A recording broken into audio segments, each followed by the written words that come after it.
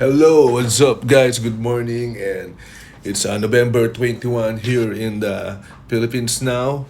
So, it's been almost 2 weeks, 10 days or more that I didn't do a blog about NBA prediction. So, now I'm back, I'm returning. So, here's a recap of all NBA games. I will put here in one video my prediction in all NBA games later, November 21 here in the Philippines, and it's a November 20 game now in the USA. So, first, uh, I would like to make a preview about the host Detroit Pistons versus Denver Nuggets. And obviously, the Denver Nuggets is a favorite here.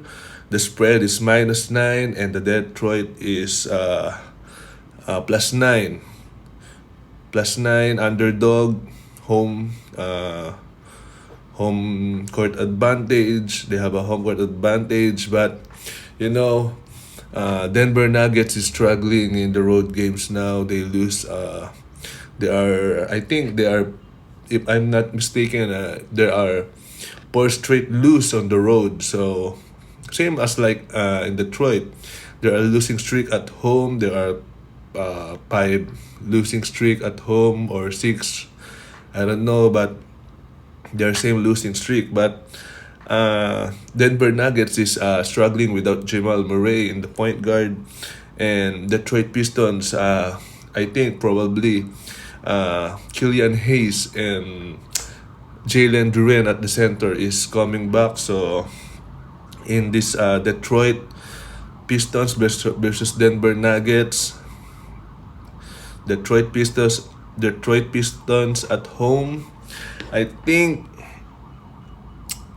I will pick the Detroit +9 here because my prediction here is Detroit +9. Even the Denver Nuggets would win here. I think they will not cover the spread because they're struggling on the road. They weak on the road, while the Detroit is very must-win game at their home court. Their fans are already waiting in their first win to break the losing streak.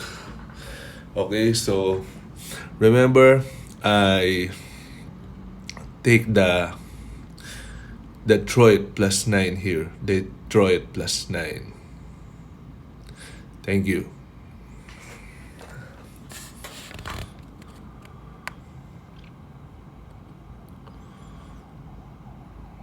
Okay, so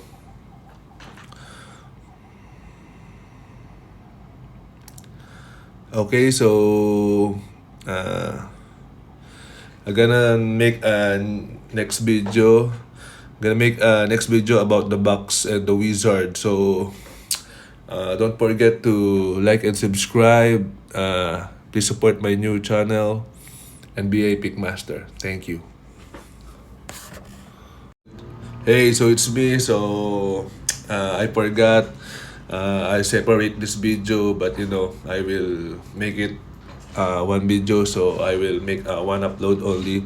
So here's in the Bucks versus Wizard. Okay, the host here is the Washington Wizard, and the visitors is the Milwaukee Bucks. The Milwaukee Bucks is obviously the favorite here at -9.5. Oh, here in the Bucks, still they have intact lineups.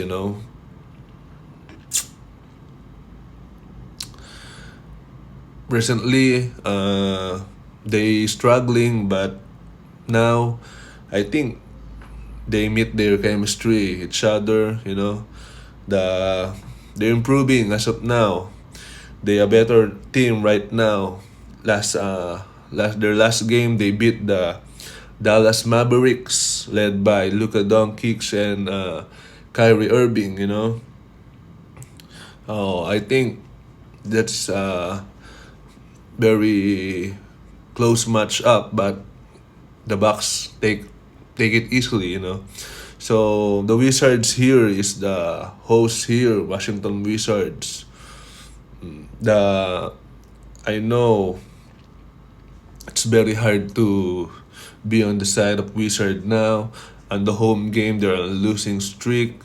I think even they are in the losing streak, they can handle the chemistry of the building and a much better team now, the Milwaukee Bucks. So I take the Milwaukee Bucks here minus 9.5. Okay, remember Milwaukee Bucks 9.5. And here we go into the next game. It's Boston Celtics versus the Charlotte Hornets. Okay, the Boston Celtics is the visitors here, and the host is the Charlotte Hornets. Obviously, the favorite here is the Boston Celtics minus 9.5.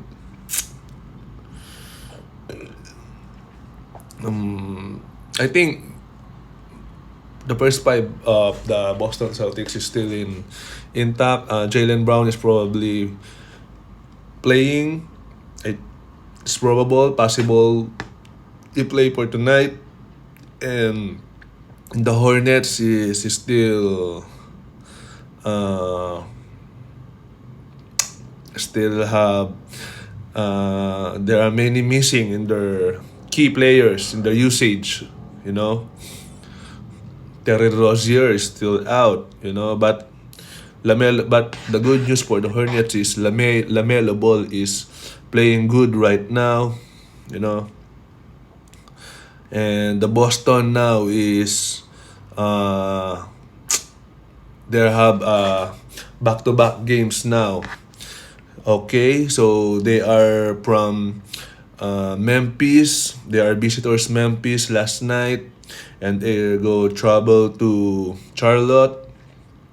I think the Boston Celtics here have fatigue issues because they have much taken long rest, and the Hornets now is on the position of a must-win game because they are losing streak at home, and we all know that the Hornets is improving team right now. Even the Boston is a very strong team. I think the fatigueness of the player is hitting the Boston here. So I think my prediction here is Hornets plus 9.5. Remember, it's in the Boston versus Charlotte. My pick is Hornets plus 9.5. Okay. So the next game is the New Orleans Pelicans.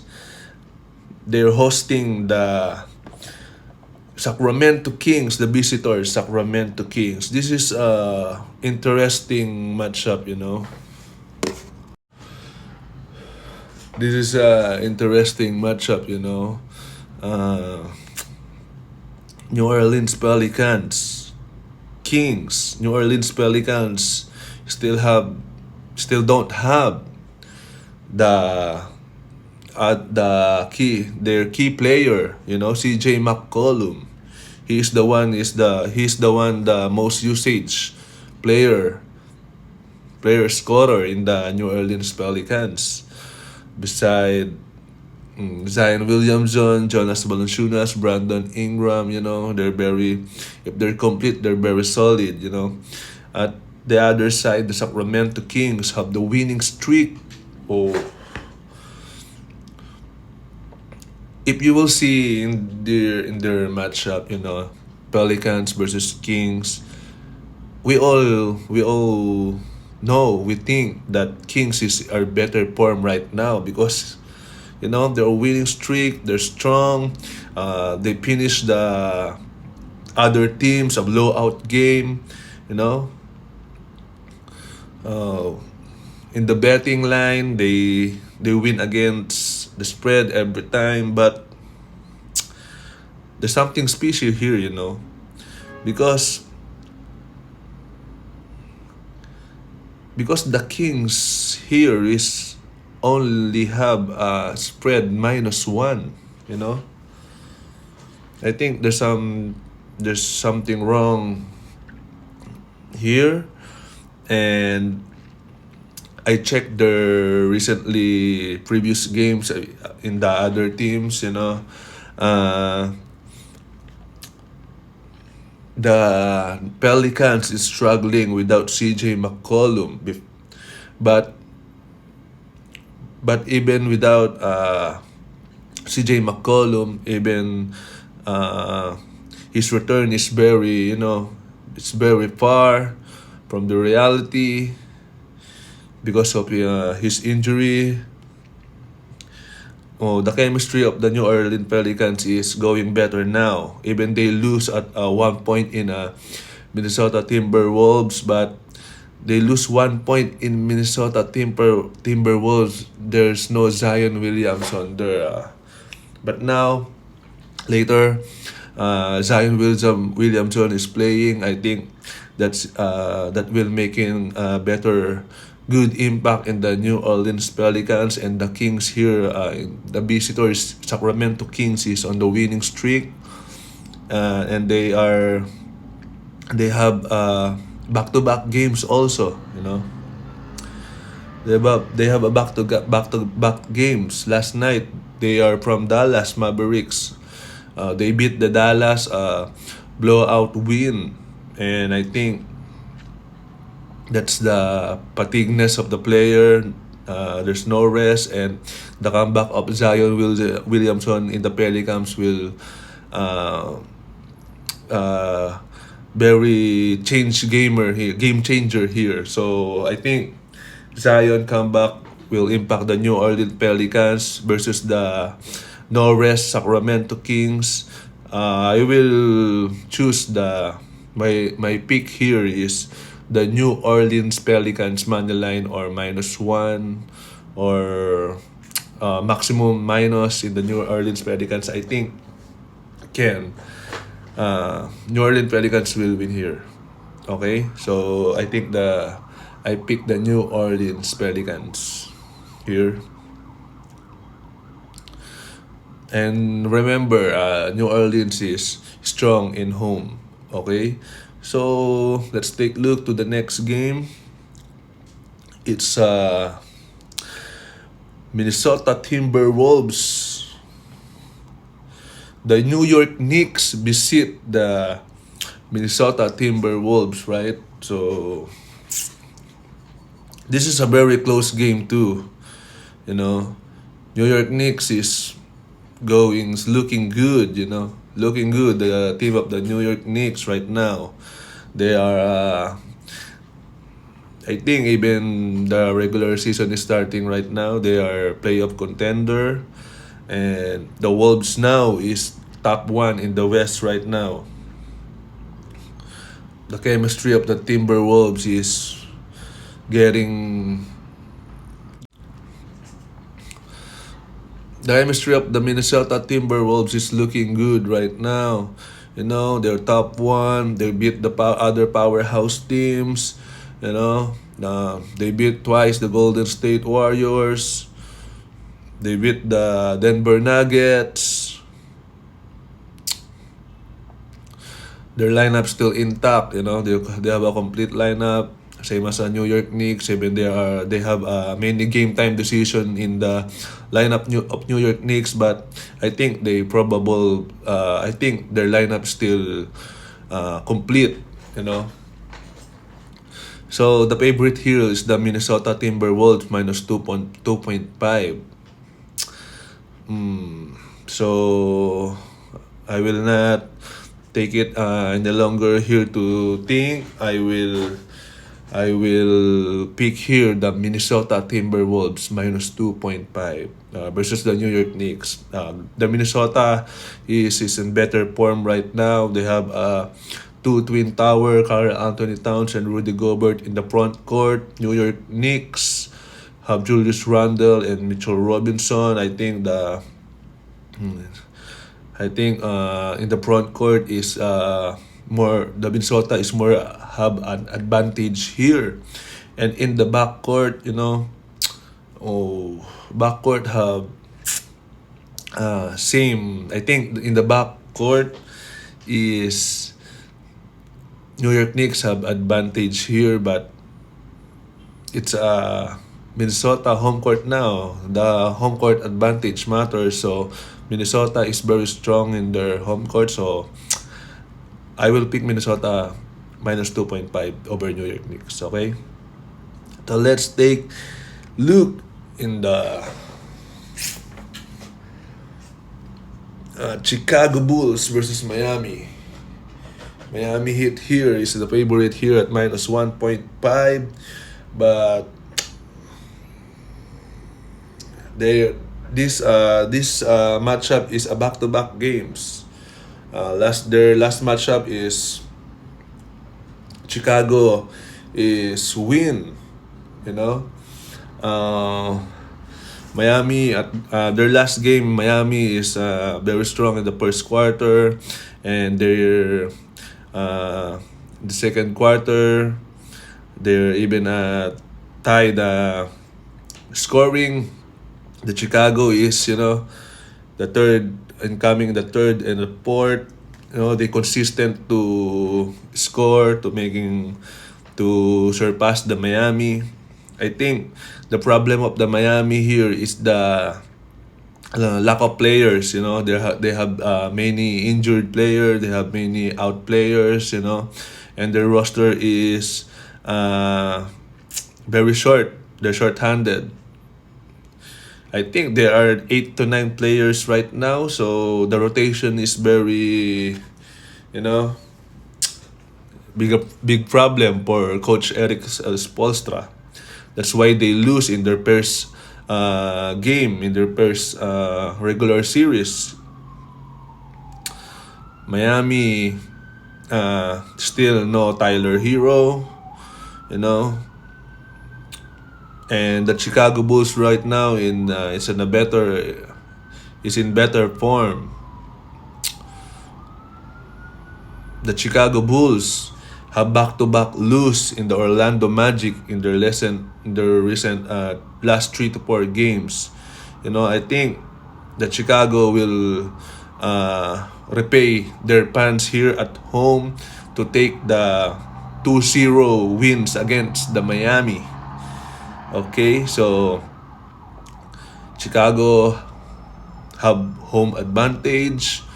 They have complete players. There are more players than Miami right now. I think the Miami will lose again here, and I will take the Chicago plus 1.5. Okay?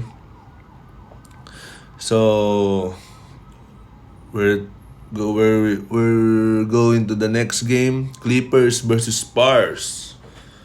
Okay, the Clippers now is favorite here at home at minus 8. Okay.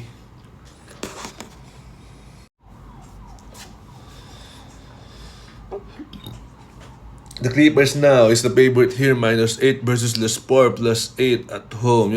This is for me, this is very critical to pick,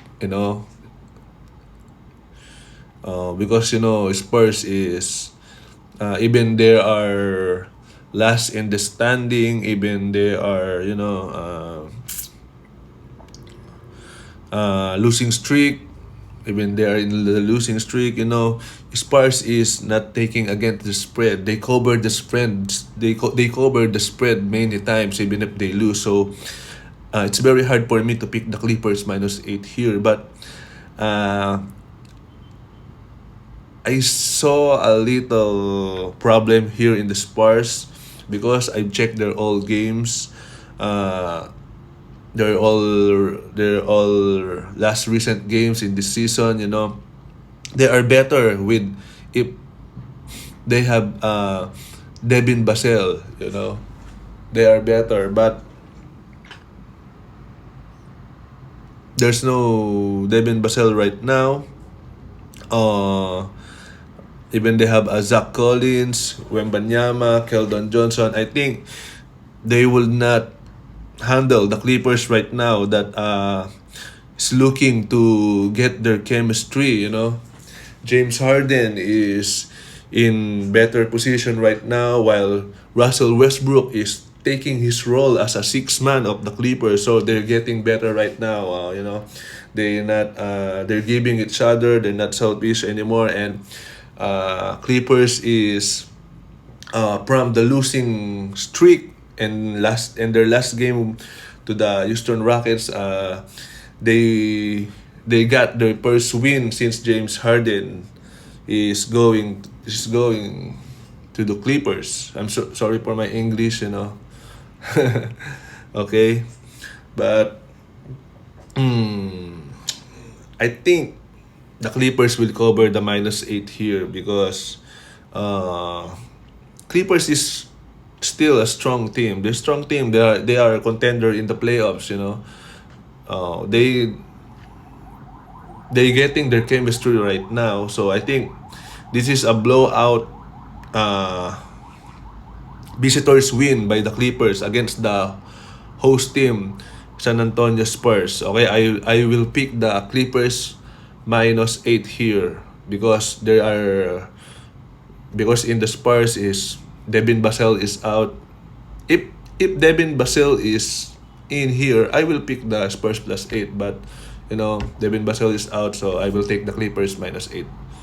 Okay, so the last game, the 11 in the night 11 o'clock game is the Rockets visiting the host Golden State Warriors. Okay, this is the last game. Obviously, the Golden State Warriors have favorite here. The favorite here at -7, given by the spread. The Rockets have intact lineup now. Even they don't have the bench player Victor Oladipo and the other bench player. I think the first five of the Rockets right now is the their Turkish center Sengun playing very good.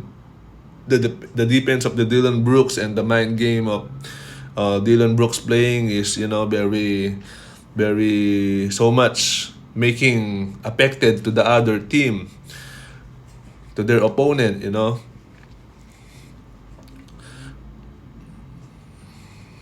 In the side of the Golden State Warriors, the point guard now is Chris Paul, shooting guard is Stephen Curry, small forward is Klay Thompson, Draymond Green is out, so Draymond Green, yeah. Even Draymond Green is not putting so much usage in points or other statistic. Draymond Green, I believe Draymond Green is playing big part in the role in the Golden State Warriors. Golden State Warriors have no Draymond because of suspended. Draymond Green is suspended. So Golden State Warriors in a losing streak right now. So they are a must-win game.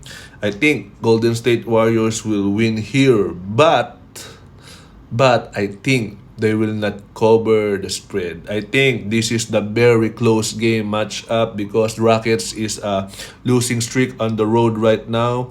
They are back-to-back games. The back-to-back games here in the Rockets, I think, will not affect them so much because Los Angeles is near only to San Francisco. Golden State, I think, they take rest because the trouble is very near only, and I think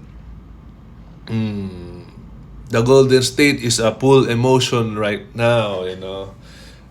That is one factor too because of what happening in their team right now. I think Golden State Warriors is full of emotion, and Rockets have better in mind playing because they have Dylan Brooks. Dylan Brooks have very best perimeter defense. while the most points of uh, Golden State Warriors coming from Stephen Curry and Klay Thompson, who is more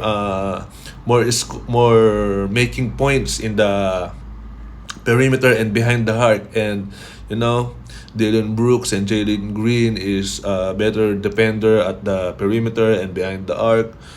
Oh, and Houston Rockets have still a more advantage at the paint, you know, because of their uh, very good center right now. You know, their their center is have a shooting also behind the arc, while the Golden State Warriors is on the must-win match here, but their rotation is is struggling right now because they're looking for the chemistry. They're playing without Draymond Green. Chris Paul is playing point guard while Stephen Curry on the shooting guard. You know, I think there's some making changes or adjustment here in the Golden State, but they're still winning here, I think. But my prediction is they will not cover the spread. So I picked the Rockets here +7 versus the Golden State Warriors. Okay, so I gave all the prediction in all NBA games right now. I hope you all win, guys. We all win. So I hope I will do a video every day because I'm very busy last time. I am here in my work. I could not make a video. So I hope you will win tonight. We all win tonight. And don't forget to support my channel. Please like and subscribe and hit the notification bell for everyday updates. So here we go. My recap. My pick. It's a Detroit +9. Bucks -9.5. Charlotte Hornets +9.5. New Orleans Pelicans -1. Minnesota Timberwolves -2.5. Chicago Bulls +1.5. Clippers -8. And my last pick is Houston Rockets +7. Okay, thank you. Best on luck.